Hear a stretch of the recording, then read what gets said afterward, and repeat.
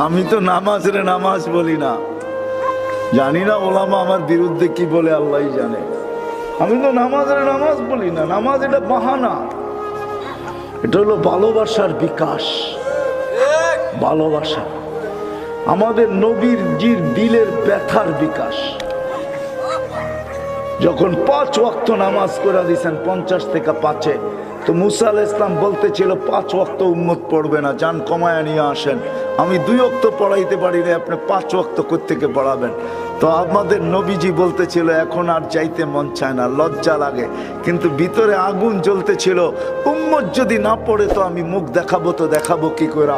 তো আল্লাহ মনে হয় কানে কানে বলছেন, বন্ধু আপনি উম্মতকে এত ভালোবাসেন, আমিও তো ভালোবাসি, চিন্তার কোনো কারণ নাই, আমি ডাইকা ডাইকা পড়ায় নিব, ডাইকা ডাইকা ঘুমের দিকে উঠায়া হলেও পড়ায় নিব, আপনি চিন্তা করেন না, দায়িত্ব আমি নিলাম।